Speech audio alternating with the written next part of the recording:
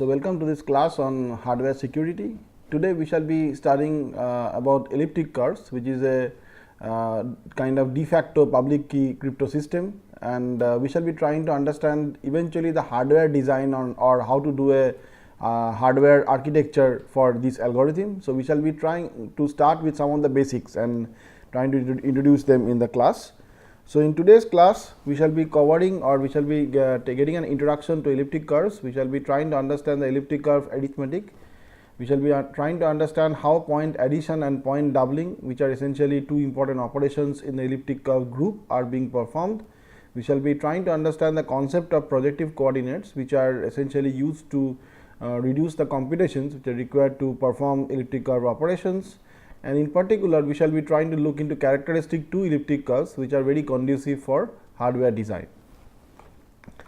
So, let me start with an example, which is essentially trying to explain an old method, which is called as the method of Diophantus. So, in this example or in this sort of question, we inquire what is the number of balls that may be piled as a square pyramid and also rearranged into a square array. Okay.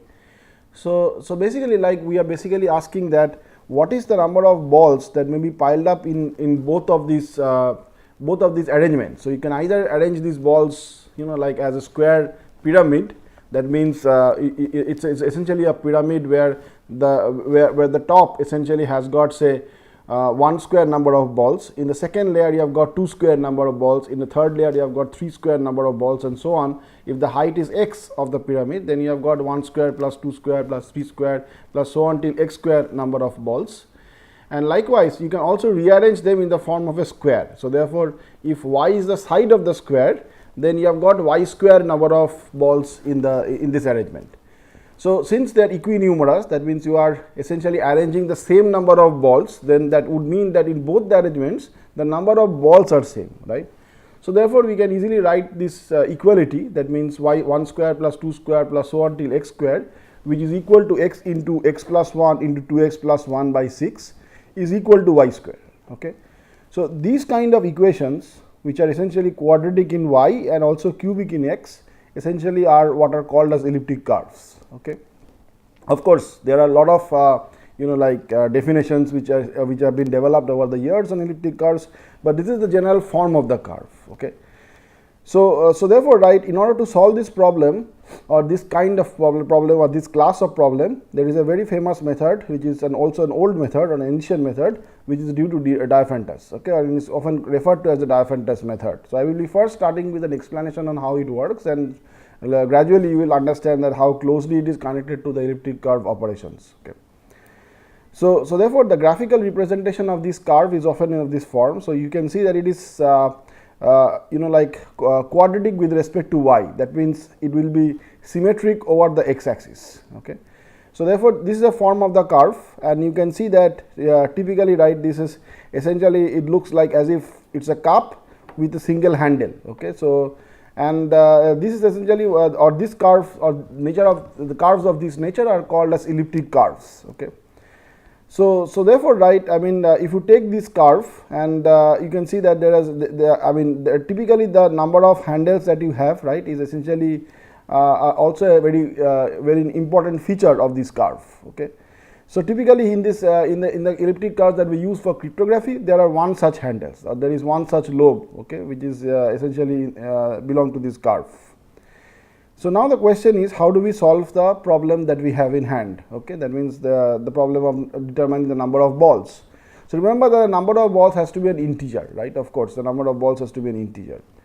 So, therefore, right, the way we start is essentially from trivial solutions to this equation. So, you can easily inspect that in the curve that we essentially saw 0 0 are trivial solutions. Okay. So, if we just reflect back at the equation, right, the equation was y square equal to x into x plus 1 into 2x plus 1 by 6, right. So, if I may write down the equation was y square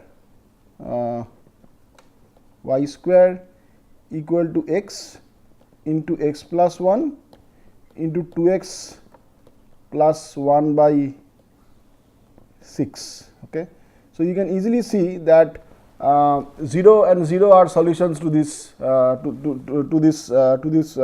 this equation. So 0 0 is a trivial solution, right? 0 comma 0 is a trivial solution. Likewise, you can also see that 1 comma 1 is also a trivial solution. 1 comma 1 is also a trivial solution. So if I plug in 1 here, this is 1, left hand side is 1, and the right hand side is 1 into 2 into 3, that is 6 divided by 6, which is also 1. So 1 comma 1 is also a trivial solution of this equation. So now what we will do is that we will basically draw a straight line through these 2 points, that is 0 0 and 1 1. Okay. So you can easily see that in that case, right, the line is nothing but y equal to x. Okay.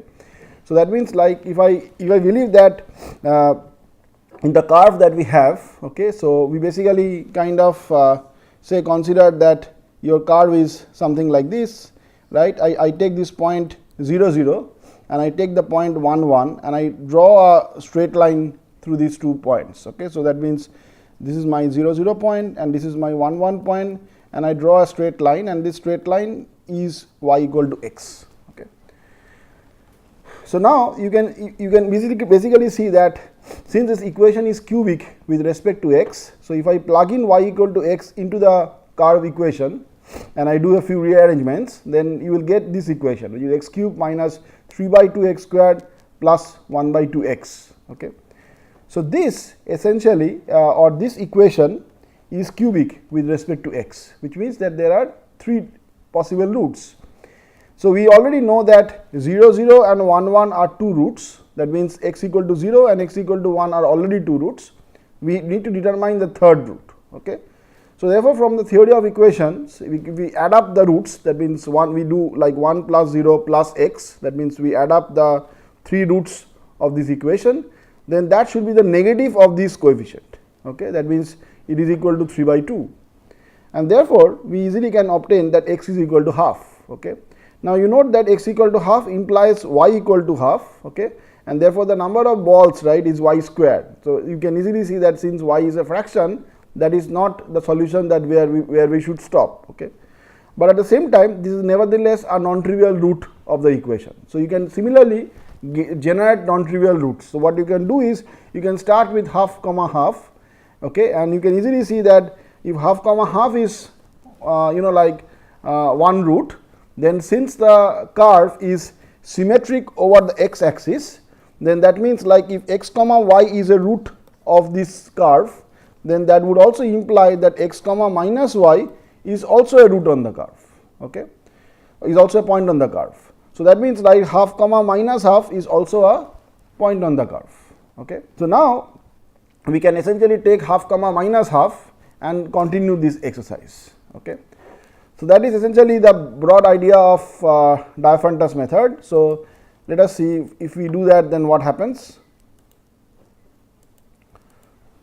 So therefore, right, if I take now a straight line through half minus half and 1 comma 1, then my equation in this case is y equal to 3x minus 2. Okay. So now I take y equal to 3x minus 2 and again plug it into the curve. That means I intersect the straight line with the curve. Now I get an equation which is x cube minus 51 by 2 x squared plus some terms. Okay. Again I apply the theory of equations. I know that half and 1 are 2 roots. I need to obtain the third root. Okay. So therefore I add half with 1 with x, which is my unknown root, and that is equal to the negative of this coefficient, which is 51 by 2. Okay. So now I obtain an integral value of x. That means in this case x is equal to 24.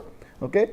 And I am lucky that this is an integer, and therefore I obtain that y is equal to 70. So I can tell that y equal or y square, which is 4900, is the number of balls, okay, which can be arranged in both of this manner, So while this problem can have its own implication and statement, what essentially I am trying to kind of illustrate out of this example is that if you take curves of this nature, then you can essentially have this nice technique of starting with trivial roots and obtaining further points on the curve by using this technique of drawing straight lines and finding out the third point of intersection. Okay. So this is essentially precisely one of the techniques which leads to something which is called as the chord and tangent rule in context to elliptic curve cryptography or elliptic curves in general. Okay. So therefore, right, I mean elliptic curves in cryptography were, just to give a little bit of background, was essentially kind of made popular in around 1985 and essentially forms the basic like basic structure on which elliptic curve cryptography has been designed. Okay. So there is a problem in this case, or essentially a hard problem, like all public key cryptographic systems like this also relies on the notion of some hard problems, and the notion is called as a discrete log problem or discrete logarithmic problem on elliptic curves, which is believed to be more difficult than corresponding problems in the multiplicative groups of non-zero elements of the underlying finite fields. Okay. And therefore, elliptic curve cryptography can also often operate with much shorter keys compared to the other counterparts like say RSA. Okay. And that is essentially precisely the reason why elliptic curve cryptography is essentially kind of has become very popular and is often considered as a de facto public key crypto systems for many like resource constrained environments. Okay. Because you can essentially operate with shorter key sizes and therefore you can do the arithmetic with smaller finite field operations.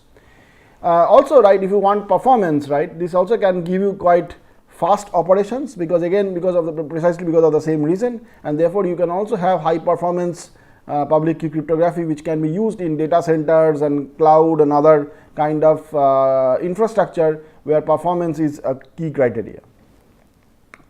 So therefore, right, let me try to look at now and more formally into a form of elliptic curve. Again, this is a toy example. So consider that I write y squared equal to x cube plus 2x plus 3. So you see that this is precisely the curve that or form of curve that we have been seeing in context to the Diophantous example. But one thing that we need to kind of keep in mind when we are considering elliptic curve cryptography is that like that it often operates on finite fields. Okay, that means that the basic elements, okay, or the basic points or the basic points means the like the x coordinate and the y coordinate of the points, they often belong to finite fields. Okay. So therefore, right, I mean let me take an example of a very toy finite field in this case, which is say modulo p field, that means say zp. Okay. So zp would imply that my elements can be 0, 1, 2, 3 and 4. Okay. So therefore, in this case, since the space is small, we can see that whether like what are the possible points on the curve. Okay. So therefore, let me start with x equal to 0. You see that if I plug in x equal to 0, I get y square equal to 3, and it turns out that with modulo 5 there are no solutions of y, that means there are no solutions of y which belongs to 0, 1, 2, 3 and 4, which if I square I get 3. Okay. That is because 3 is a non-quadratic residue. Okay. So it is not a quadratic residue in this field. So I don't get any solution with x equal to 0. I start with x equal to 1, I get y squared equal to 6. It turns out that there are two solutions. Okay. So therefore, in this case either y is equal to 1 or y equal to 4. Likewise, I plug in x equal to 2, I get y squared equal to 15, and 15 is essentially 0 in this case, and therefore y is equal to 0 mod 5. Okay. Likewise, if I plug in x equal to 3, then y squared is equal to 36, which is equal to 1. And this implies that y is equal to 1 comma 4 modulo 5, and likewise x equal to 4 also leads to y equal to 0 modulo 5. So that means the points on the curve, or I would say like the finite points on the curve, okay, are 1 comma 1, 1 comma 4, 2 comma 0, 3 comma 1, 3 comma 4 and 4 comma 0. So the elliptic curve, although we are drawing as a continuous line, is actually an array of points, okay, or discrete points. Along with it, we also define a point at infinity, which I will be briefing very soon or detailing more very soon, just giving an idea about the point at infinity, is also another point which we believe is at the top of the Cartesian coordinate or also at the below of the Cartesian coordinate. Okay. So this is often called as the point O in context to elliptic curves. Okay. So therefore, right, I mean this is a very important point. So therefore, whenever we consider elliptic curves, right, we essentially consider some finite points and also one infinite point. Okay. Together they define what is called as the elliptic curve group. Okay. And now what we essentially try to formalize is essentially a problem which is analogous to the discrete log problem in context to like normal finite field operations, which we call as the elliptic curve discrete log problem or the ECDLP problem, which is believed to be a hard problem if the parameters are properly chosen. Okay. So now we basically are all set to essentially define an elliptic curves. So therefore, elliptic curves over a field K is a non-singular cubic curve. So, I will be again defining what non-singular means at the end of this class. Is that is a non-singular cubic curve in two variables f x comma y equal to 0 with a rational point which may be a point at infinity. Okay. So, therefore, I mean if we just ignore a few terms that we mentioned here, the basic idea is that it's essentially a cubic curve. That means it's a cubic curve with respect to x, quadratic curve with respect to y. It is a non-singular curve which I will be defining shortly, and it has got it has got some finite points and also a point at infinity. Okay. Together they are called as an elliptic curve. There are different elliptic curves that you can define, but what we will be considering here in this course on hardware security is essentially elliptic curves which are defined on characteristic prime fields and also characteristic 2 fields. Okay. So, typically these are the two popular alternatives which are used in hardware architectures. They either belong to GFP, that means the underlying field is either GFP or GF2 to the power of m. Okay. So, the architecture that we will be studying in details will be on GF2 to the power of m, simply because they are more conducive for efficient architectures. Okay. Okay. So, therefore, right, elliptic curves for groups are examined with the underlying fields of Fp and also F2 to the power of m, which is a binary representation with 2 to the power of m elements. Okay. So, now we essentially so let me take an elliptic curve of this nature. So, it is equal to say y squared equal to x cube plus ax plus b. So, this is a general form of the elliptic curve which is defined on a, so it is essentially a plane curve defined by an equation of this form, and it can look, these are various curves that we have taken, say y squared equal to x cube minus 1, y squared equal to x cube plus 1, y squared equal to x cube minus 3x plus 3, y squared equal to x cube minus 4x, y squared equal to x cube minus x. So, you can take different curves of this nature by choosing different values of a and b, and it would be a fun exercise kind of to plot these curves and see how they look like. Okay. So, you can see sometimes this lobe is kind of separated from this part, sometimes like it is connected as well. So, it is very interesting to see how this curve kind of varies depending upon the choice of a and b. Okay. One thing you should always keep in mind is that this is not a continuous curve if you define this over finite fields. In that case, these are discrete points. So, there is a general form of the curve which is called as the Weierstrass equation, from which all these curves are derived. Okay. So, this is a two variable equation f x comma y equal to 0, and this looks like this: y squared plus a1 xy plus a3y, which is equal to x cube plus a2 x squared plus a4 x plus a6. Okay. So, now what we will be trying to look into is that depending upon the characteristic of the underlying finite field, this curve can take various forms. Okay. So, therefore, right, what I mean is that sometimes these curves can be of, as I said, the underlying field can be an FP field, which is a prime field. Okay. And it can have different characteristic. Okay. So, if you remember characteristic, right, then that means that the minimum number of elements, that are number of times you need to add 1 in that field to get 0. Okay. So, the characteristic can be 2, can be 3, can be any other thing. So, we will see that how depending upon the characteristic, the form of the curve also differs. Okay. So, here are some examples. So, you can start doing this, that is, I will not go into too many details about these derivations, but these are something that you can also verify subsequently. Is that suppose let me state that if the characteristic field is not 2, okay, that means the characteristic is not 2, that means, right, I mean I can do this operation. What I can do is that I can take this equation and I can rewrite it in this form. Okay. So, here you see that I have divided by 2 certain terms.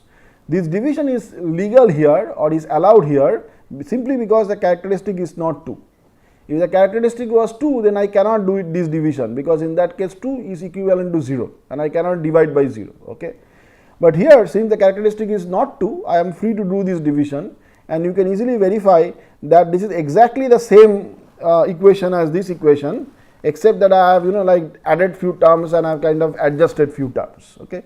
So, I leave it to as an exercise to verify that this equation is essentially exactly equal to the Weierstrass equation. Okay. So, once you can write, if you write this in this format, then I can take this part which is inside this square and raised to the power of 2 and replace it by a new y dash, okay, or y1. So, therefore, I get y1 square which is equal to x cube plus this is a new constant, I write this as A2 dash, plus this is again a new constant, say A4 dash, although it is the same in this case, and I write this as A6 dash. Okay. So, you see that the curve, right, essentially kind of transforms into a simpler equation because of this assumption that the characteristic field is not 2. Okay. I can make a further assumption that the characteristic is neither 2 nor 3. So, that means now division by 3 is also allowed. Okay. So, if I therefore plug in like x1 equal to x plus A2 dash by 3, and if I substitute in this case, then I will get the equation further simplified into this form, and this is a very common form which is often used in several standards. Okay. So, that is y square equal to x cube plus ax plus p. But remember that whenever this equation form comes, then it is implicitly assumed that the characteristic is neither 2 nor 3. Only then we get this form of the equation. If the characteristic is 2, then we get a different form, as we will see subsequently. Okay.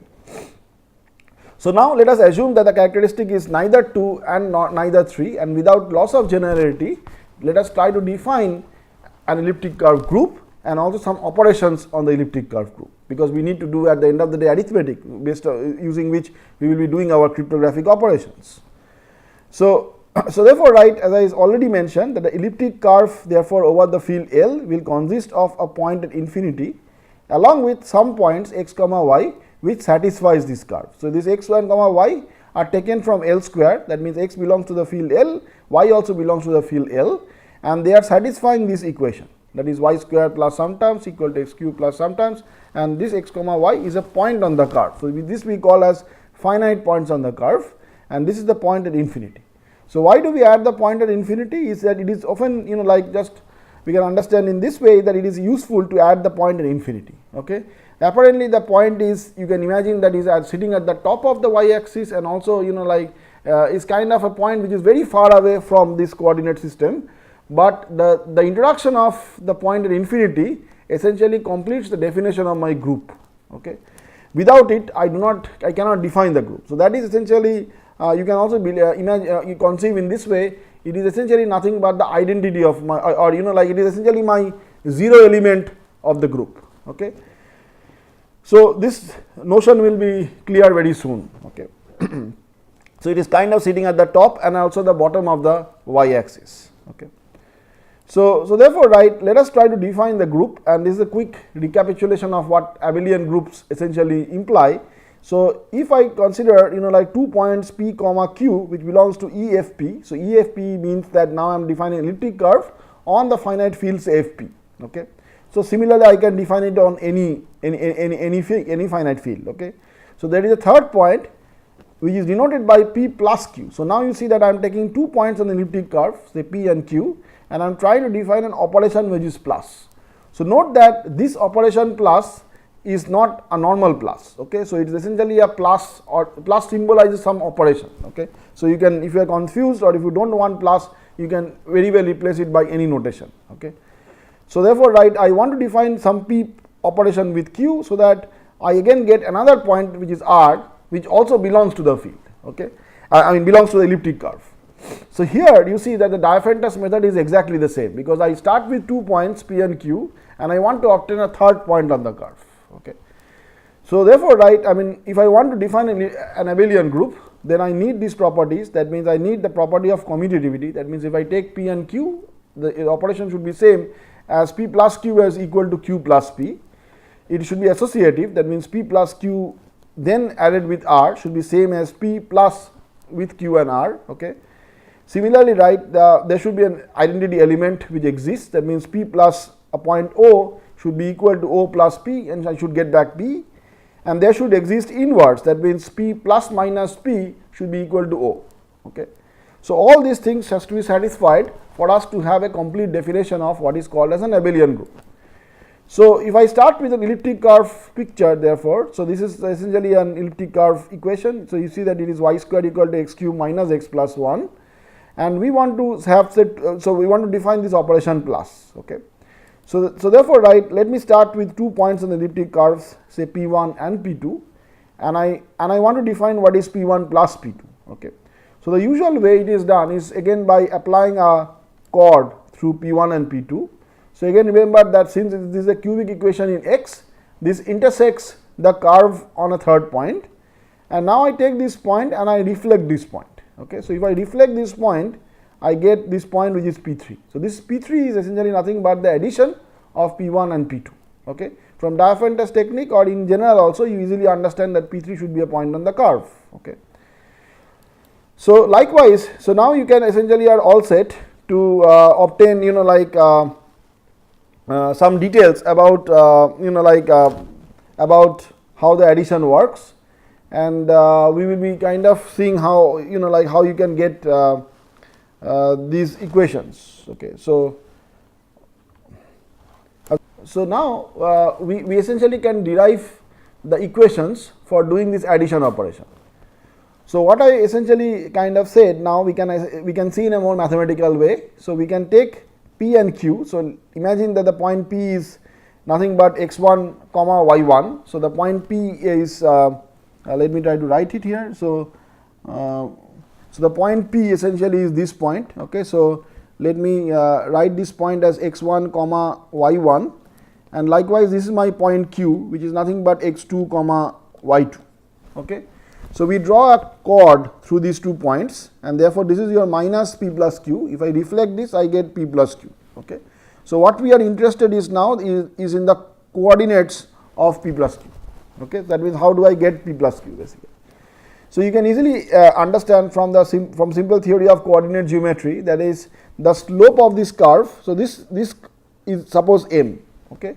So the slope of this straight line is m, which means that the straight line equation is nothing but y equal to m x minus x1 plus y1, because the straight line passes through x1 and y1.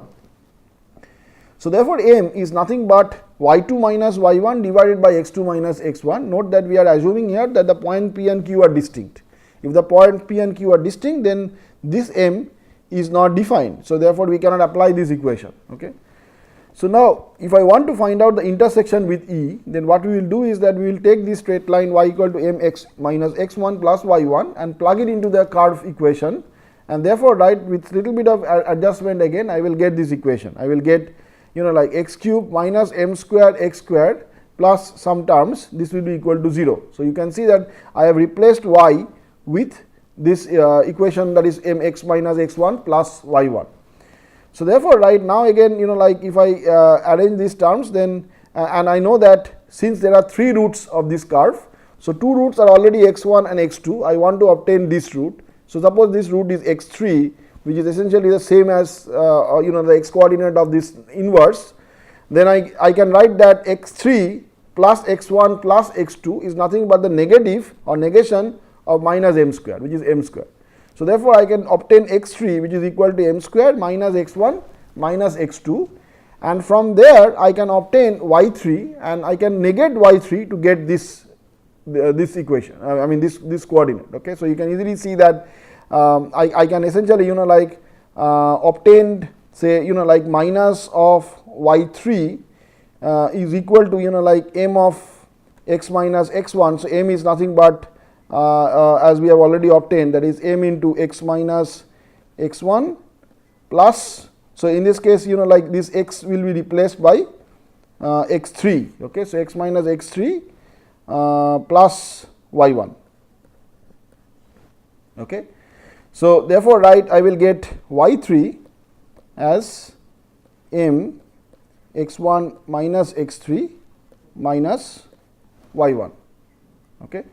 So you can, I hope you understand that if x3, if this point is x3 comma minus y3, then this point is, which I am inverting over the x axis, is x3 comma y3. Okay. So this you can easily understand by if I can take a straight line. So this line is say x equal to say h, right, and I draw it with the curve. That means my curve is y squared equal to x cube plus ax plus b. So if I plug in x equal to h here, then I get y squared equal to h cube plus h plus b. Okay. So that means there are 2 roots of this equation. Okay. So I already note that so the idea is that I mean, since this is symmetric over the x axis, then that means if y is a root, then minus y is also a root. Okay. So that means like if x3 comma y3 is a root, then x3 comma minus y3 is the also falling on the curve, and that is the inverse of that point. Okay. So that way you can calculate the inverse. So therefore the first thing that we did here was obtain this point, and then we kind of reflected this point and obtained the negative, which is essentially nothing but the addition of p and q. Okay. So this is a simple operation, and you can essentially extend this also to the case where x and p and q are same. Okay. That means in that case we will not draw, we cannot obtain m in the way we saw, but we can obtain m by taking derivative or obtaining the differential at the point x comma y. So now if I derivate my curve, then I can obtain 2y dy by dx, which is equal to 3x square plus a, and therefore m, which is the slope, is nothing but by dy by dx, and at the point x1 comma y1. So if I obtain this at the point x1 comma y1, then this is equal to 3x1 squared plus a divided by 2y1. Okay. So if you are particular, then we should actually write here that this derivative is taken at the point x1 comma y1. Okay. So then this is equal to 3x1 square plus a divided by 2y1, and again we apply the same thing. So I know, but in this case there are two roots and both of them are same. So therefore that is x1 plus x1, that is 2x1. Note that the characteristic is neither 2 nor 3, so I can obtain 2x1, and therefore write my x3 is nothing but m square minus 2x1. Okay. So likewise I can obtain y3 exactly like what we saw in the previous case, and we can obtain these equations. Okay. So now the question is, right, what happens when one of the points is the point infinity or is at O. Okay. So there you can easily see that when we consider that we essentially okay. So essentially, right, okay. So what we see therefore, right, once we have derived the point at addition and the point at doubling, but we remember that we have been operating on finite points. But as I mentioned that in the curve there is also a point at infinity on which also I need to do these operations. So what essentially happens if one of these points is that point, that means it is the point at infinity. So that means like what happens when P2 is equal to infinity or is a point O. Okay. So let us see that. So therefore if I want to add with O, remember O is a point which is kind of at the conceived to be as at the top and at the bottom both, so it's kind of as a point of infinity. So therefore, right, if I take a point say P1 and if I want to add with O, then the way we do that is as if like drawing a vertical line through point P1. Okay. So therefore it is assumed that I am essentially trying to kind of draw a line which goes through P1 and the point at infinity. So that essentially you can imagine is as if like a vertical line. So therefore this will cut the curve at this point, which is essentially nothing but minus of P1. Okay. So there are minus of P1, and therefore if I reflect it back, I get back P1. So that also defines what I need in my definition for elliptic curve group. That means if I add P1 with O, I will get P1. Okay. So likewise, right, you can also imagine that if I take P1 and if I add with minus of P1, which is essentially this point, then also it will intersect at the point O. Okay. So that also defines that that I have got an inverse. Okay. That means inverse also exists. So therefore, right, the point O essentially kind of completes the definition of what is required in an abelian group. So now you have got some points that are like finite fields on the curve and also like the point at infinity, which is O, and therefore you are all set to define your elliptic curve operations. Okay. You have got a group on which you have also defined two operations like addition and doubling through which you can do your computations. Okay. So let me stop here, and we will continue from this point in the next class where we will try to look at some more details about elliptic curves. So thank you for your attention.